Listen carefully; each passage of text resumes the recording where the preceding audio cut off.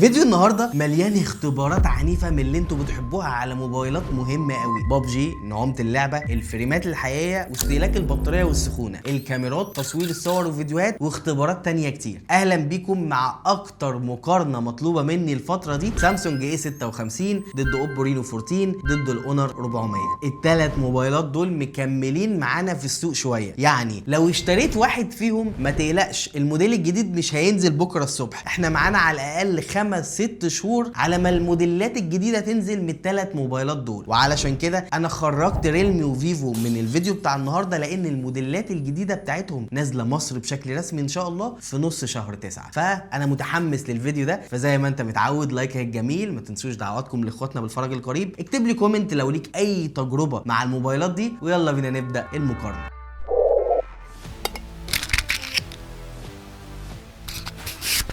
ونبدا باختبارات الاداء. سامسونج بمعالج اكزينوس 1580، الاوبو بمعالج من ميديا تك دايمنسيتي 8350، والاونر بمعالج من كوالكوم سناب دراجون 7 جين 3، كلهم بذاكره تخزين من النوع السريع اليو اف اس 3.1، واونر الوحيد اللي فيه منه نسخه 512 جيجا. بالنسبه لعدد سنين التحديثات، سامسونج اطول فتره 6 سنين تحديثات اندرويد، اوبو 5 سنين، واونر 3 سنين عندنا، انما بره في اوروبا 6 سنين. هنا بنسبه 99% اونر هيتوفر له 3 سنين تحديثات اندرويد. على الورق اكيد انت عارف ان اقوى معالج فيهم موجود في اوبو، ولكن على الحقيقه الثلاث موبايلات هيقدموا تجربه اداء يومي ممتازه جدا في سرعه فتح البرامج. اي اختيار فيهم هيكون ممتاز، وعمرك ما هتندم ولا هتحس باي ازمه في الاداء. سامسونج نشيط وسريع جدا بسبب الواجهه، اوبو سريع برضو بسبب الانيميشنز الخفيفه، واونر يمكن اقلهم او ابطاهم في سرعه فتح البرامج، بس ده مش بفرق كبير تماما. احنا بس هنا عشان بندقق وبنقارن الثلاث موبايلات، انا شايفهم كويسين جدا في المهام اليوميه. عاوزين نتقل الاختبارات بتاعتنا، هنعمل دلوقتي ريندر لنفس الفيديو على نفس البرنامج على الثلاث موبايلات، وعملنا كده فلتر بسيط، وخلينا نشوف مين فيهم اللي هيرندر او هيخلص الاكسبورت او التصدير بتاع الفيديو اسرع. وكان متوقع اوبو هو اسرع واحد خلص، وراه على طول سامسونج والفرق مش كبير، واونر اتاخر شويه. وده راجع ان المعالج الرسومي في اوبو اقوى من المعالج الرسومي الموجود في بقيه الموبايلات، ويمكن سامسونج ماسك العصايه من النص في حته المعالج الرسومي، ولا هو ضعيف قوي ولا هو قوي قوي. واونر المعالج الرسومي بتاعه مش هقول ان هو ضعيف، ولكن هو الاقل في الفيديو بتاع النهارده. وفي برضه حاجه لازم تكون عارفها، ان برامج الاندرويد بتبقى رخمه شويه في استغلال موارد الجهاز، يعني مش كل البرامج هتعرف تستغل كامل قوه السي بي يو والجي بي يو اللي موجودين في موبايلك. وعلشان كده انا خدت التجربه في حته ابعد شويه، وهعمل معاكم دلوقتي تيست على برنامج 3 دي مارك، وده بيحاكي الجرافيكس اللي بتحصل جوه اللعبه، بيعمل ريندر حقيقي ليها، يعني اكنك بتلعب لعبه تقيله، حاجه كده من الاخر. بتستخدم كامل قوه الجي بي يو وجزء كبير من السي بي يو علشان نشوف مين فيهم الاقوى. وبرده اوبو هو اكتر واحد الفريمات بتاعته ناعمه ومستقره، سموز او ناعم قوي، جنب سامسونج واونر اللي هتحس فيهم بتقطيع، هم مش بيقطعوا. البرنامج ده تقيل جدا. الفكره ان انا كنت عاوز بس اوضح لك الفرق في قوه المعالج اللي موجوده في اوبو عن سامسونج واونر. ما هياش في الاداء اليومي، لا، هي في الاداء الحاجات التقيله، البرامج التقيله، الالعاب التقيله. وبما ان احنا بنتكلم دلوقتي عن الالعاب، فبابجي شغاله بشكل رسمي 60 فريم على سامسونج واونر، انما 90 فريم في اوبو. واوبو كمان ينفع من خلال الجيم سنتر ان انت ترفع الفريمات لحد 120 فريم، والتجربه بتبقى كويسه، ولا هي فيك ولا اللعبه بتحيس وبتهنج، لا، بتشتغل 120 فريم عادي جدا. وخليت التيم عندي يلعب نفس المده بابجي على الثلاث موبايلات ورا بعض، والتجربه بصراحه ما كانتش وحشه خالص في اي موبايل فيهم، ولكن التجربه بتقول ان اوبو انعمهم في اللعبه واحسنهم بفرق مثلا 20-30% عن سامسونج واونر اللي بيقدموا لك تجربه تقريبا متقاربه. ولكن على جانب السخونه، ودي حاجه اكيد تهمك، فاقل واحد فيهم بيسخن هو الاونر، ثم اوبو سخونته متوسطه، ثم اكتر واحد بيسخن كالعاده هو سامسونج. بتبان قوي في الفريم بتاع سامسونج والحته اللي جنب الكاميرا. فمن الاخر الثلاث موبايلات هيقدموا لك تجربه اداء كويسه جدا، ولكن كل واحد ليه نقطه تفوق. سامسونج اسرع سوفت وير واطول فتره تحديثات، اوبو اقوى معالج رسومي، واونر اقل سخونه فيهم. وخلينا نشوف تجربه الشاشات. سامسونج بشاشه 6.7 بوصه، اوبو بشاشه 6.59 بوصه، اونر 6.55 بوصه. سامسونج سوبر اموليد، اوبو واونر اموليد.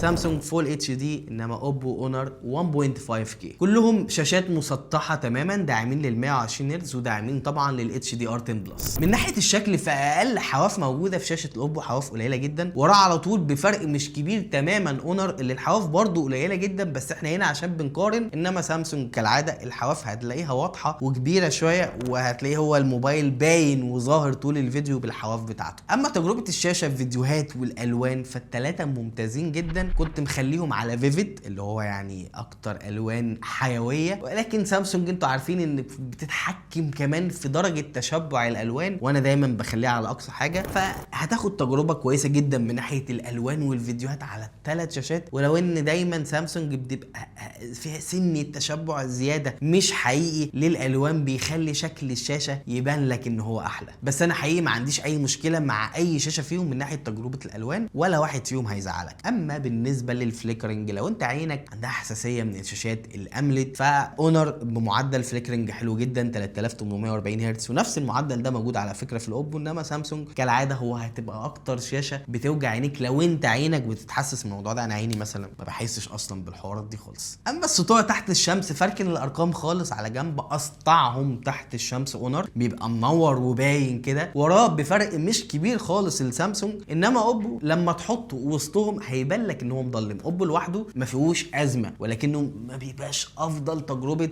ان انت تشوف الشاشه تحت الشمس، بس مش عيب جذري او مش عيب قاتل، لكن لما تحطه وسطهم هيبان فعلا ضعف السطوع بتاعه. قول لي دلوقتي مين اكتر شاشه فيهم دخلت دماغك وعجبتك؟ انا لو هختار شاشه اونر، علشان هي ساطعه جدا تحت الشمس، وفي نفس الوقت الحواف كويسه جدا والوانها مقبوله وحجمها بالنسبه لي مثالي. بصمه الموبايلات كلها تحت الشاشه اكيد كالعاده. سامسونج لازم تدوس بكامل صباعك على البصمه، اوبو واونر البصمه سريعه جدا. كلهم فيهم مايك اضافي لعزل الدوشه وخاصيه NFC طبعا واولويز اون ديسبلاي، واصوات الموبايلات دي كلها ستيريو. خلينا نسمع الصوت لان في فرق في الجوده ما بينهم. نبدا بالسامسونج. سالتكم على يوتيوب فيسبوك انستجرام عن تساؤلاتكم عن الموبايلات، ما شاء الله التفاعل كان ضخم، جالنا اكتر من 1000 كومنت. اوبو.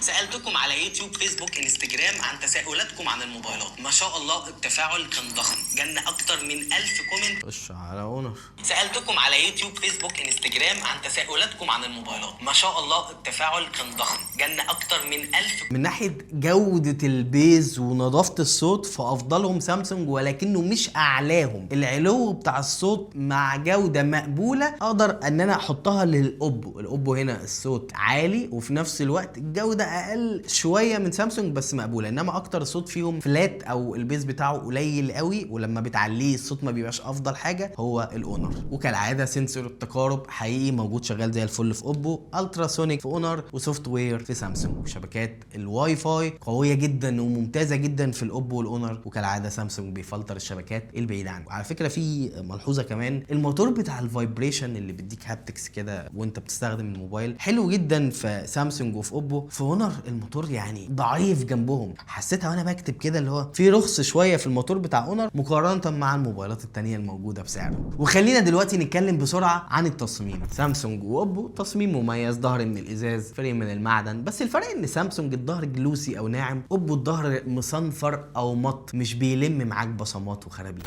سامسونج برضو اتقل واكبر شويه من اوبو. اما اونر فهو اقل شويه في الخامات، الظهر من الازاز ومش فخم قوي زيهم، والفريم كمان من البلاستيك بس هو اقلهم حجما واخفهم وزنا. مقاومه الميه IP 68 و69 في اوبو، ثم IP 67 في سامسونج. انما اونر اقلهم في مقاومه الميه، طرطشه ميه IP 66. واكيد انت عارف ان اوبو واونر بيجي معاهم جراب في العلبه، سامسونج العلبه فاضيه ما فيهاش اي حاجه. لو هتسالني مين اللي مديلك افضل باكج تصميم، انا عن نفسي هختار هنا اوبو. فخم من ناحيه الخامات، في نفس الوقت وزنه مش تقيل قوي ومش كبير قوي، ومعاه جراب في العلبه واعلى مقاومه ميه. ولو اني شايف ان سامسونج فخم وانا بحب برضو التصميم بتاع سامسونج ده، بس ارجع اقول لك ايه، في الاول وفي الاخر اذواق يعني، كلهم كويسين. انت هتختار التصميم اللي يدخل دماغك مع بقيه المميزات اللي موجوده في الموبايل، مش مجرد تصميم وخلاص. ونيجي لنقطه مهمه، البطاريات. سامسونج بطاريه 5000، اوبو اونر بطاريه 6000. طبعا انت هتسمع الارقام دي هتقول سامسونج بطاريته ضعيفه، ولكن انا عملت التجربه كالعاده، عملتها اكتر من مره وصورت لكم منها مره. البطاريات شحنتهم لحد 100%، ظبطت السطوع والريفريش ريت وكل حاجه زي بعض، ولكن خليت شاشه اوبو على ال 1.5K دقه. انما الاونر شغلت السمارت ريزولوشن اللي هو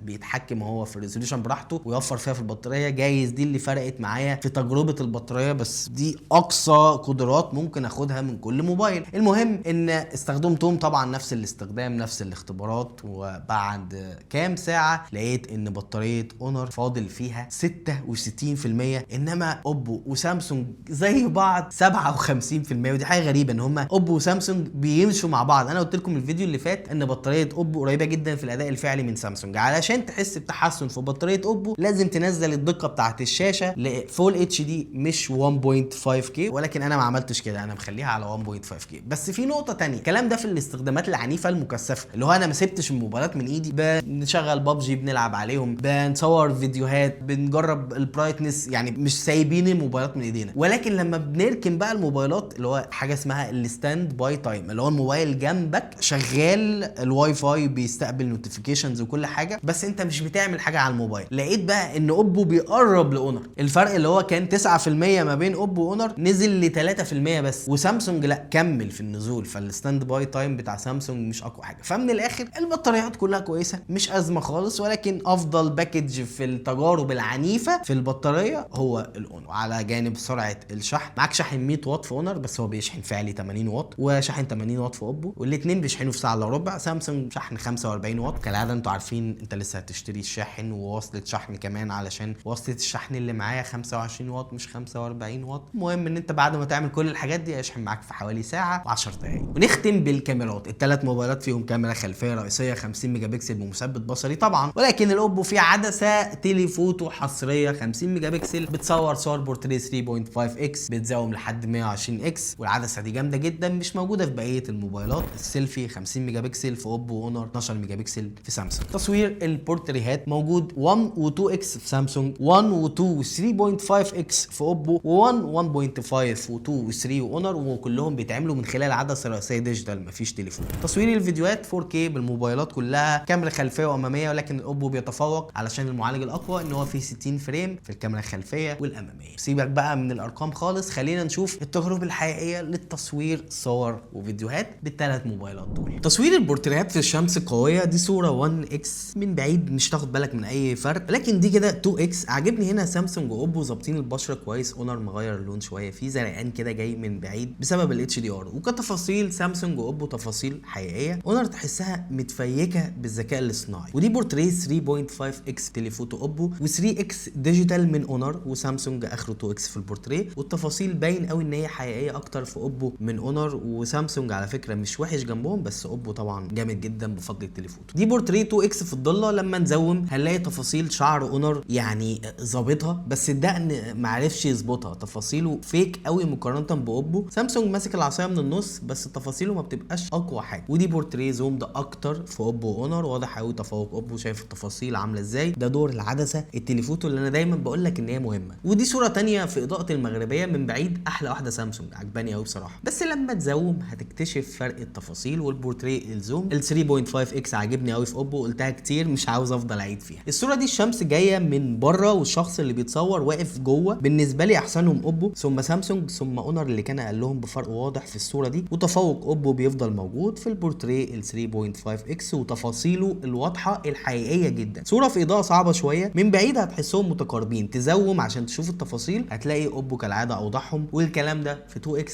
وفي 3.5x. نروح للتصوير العادي. احلى صوره هنا سامسونج في الشمس القويه. سامسونج يا جماعه بيظبط الاتش دي ار جدا، وراه اوبو بفرق مش كبير. واونر ساعات كده الصور بتلسع منه، زي صوره العربيه البني دي هتلاقيها لاسعه شويه في اونر. الصوره دي انا شايف كلهم ممتازين بصراحه. صوره العربيه البيضاء دي واضحه في كل. صوره المبنى هنا عجبني صوره سامسونج واوبو اكتر من اونر. اونر مش وحش يا جماعه في التصوير، هو كويس جدا، بس احنا هنا بنقارن مع وحشين في التصوير في الفئه المتوسطه العليا، فلازم يكون في فايز في كل صوره. ولما بقى نجرب نزوم هنلاقي تفوق واضح وصريح لاوبو اكيد، علشان العدسه الزوم هتاخد تفاصيل اكتر بكتير من اونر ومن سامسونج. هتتبسط بتجربه الزوم في اوبو. بس قول لي، هو انت يهمك الزوم اصلا ولا ايه الكلام؟ اما السيلفي في الشمس المباشره القويه بيعجبني قوي سيلفي سامسونج، بيعرف يظبطه زي ما قال الكتاب. في الاضاءات المعتدله كلهم ممتازين، مفيش اي مشكله فيهم. كل واحد بياخد السكين تونز او البشره الالوان معينه، كلهم هيقدموا لك تجربه حلوه تعرف تعتمد عليهم. وقول لي برضو انت عاجبك انهي سيلفي اكتر. اسيبكم دلوقتي مع تصوير الفيديوهات. سامسونج A56 من احسن الموبايلات في الفئه المتوسطه العليا في جوده تصوير الفيديوهات، وانا جربته كتير. خلينا نشوف الجوده بتاعته مقارنه مع بقيه الموبايلات. الرينو 14 السنه دي حلو جدا في تصوير البورتريهات، ولكن اخبار الفيديوهات ايه؟ هل جامد زي الاي 56 ولا اقل منه درجه درجتين؟ ده اللي هنشوفه مع بعض دلوقتي. وده الاونر 400 اللي بالنسبه لي مش اقوى حاجه في تصوير الفيديوهات، ولكن كويس برده مش وحش. خلينا نشوف جودته مقارنه مع السامسونج والاوبو. وده كده تصوير فيديو في اضاءه داخليه في الاستوديو بتاعتنا بالكشافات اللي انا بصور بيها الفيديو عادي، علشان لو انت عاوز تصور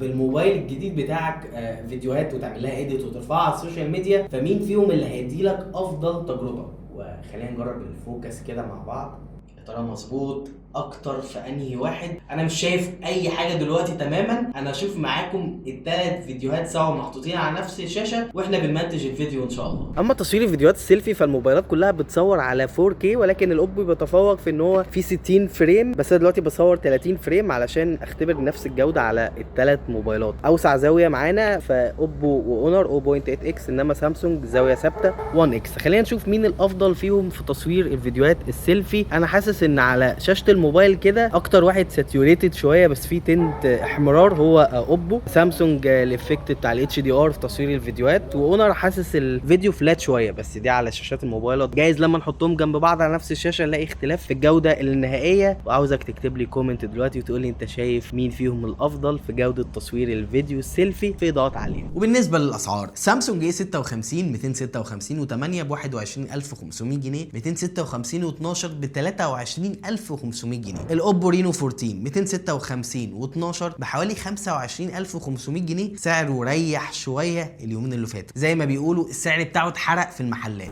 اما الاونر 400 ال 256 و12 بحوالي 21000 جنيه، ال 512 و12 بحوالي 23000 جنيه. الموبايلات كلها ضمان محلي، ينفع تركب شريحتين اتصال، ما ينفعش تركب كارت ميموري، والثلاث موبايلات داعمين لخاصيه الاي سيم. ولو انا بقى هقول لك رايي فانا هلخص لك في جمله صغيره كل موبايل متفوق في ايه الحاجات الجامده جدا اللي موجوده فيه وايه العيب الرخم اللي فيه. الاوبو رينو 14 في اقوى معالج رسومي هيسد معاك جدا في الالعاب التقيله، مع عدسه تليفوتو حصريه فيه هتبقى مميزه جدا في تصوير البورتريهات، تصوير الاشخاص والزوم، ولكن هو الاغلى سعرا فيهم. السامسونج A56 متفوق باطول فتره تحديثات اندرويد، ممكن يكون افضل سوفت وير بالنسبه لناس كتير، في افضل تجربه تصوير فيديوهات، ولكن علبته فاضيه لسه هتشتري له اكسسوارات كتير. اما الاونر 400 فهو متفوق بانه اقل سعر فيهم. النسخه ال 512 بتاعته سعرها معقول، اسطع شاشه تحت الشمس، اقل سخونه، اقوى بطاريه في الاستخدامات المكثفه، ولكن اقل بفرق واضح في الخامات والفخامه ومقاومه الميه. قول لي دلوقتي بعد ما شفت الفيديو ده مين فيهم افضل صفقه ضمان محلي بالنسبه لك؟ ولو هتشتري مين في الموبايلات دي، ولا هتستنى ريلمي وفيفو ينزلوا موبايلاتهم وبعد كده تقرر وتختار الصفقه الافضل بالنسبه لك؟ دلوقتي احب اشكرك جدا لو وصلت معايا للنقطه دي. انا كده خلصت الفيديو، اكيد تتاكد انك عملت اللايك الجميل، تكتب لي كومنت وتقول لي رايك، تعمل سبسكرايب لو تشوفنا اول مره على اليوتيوب، فعل زر الجرس علشان تشوف مراجعات ومقارنات جديده للموبايلات اول باول. كان معاكم احمد سعيد من موقع موبيزل، سلام.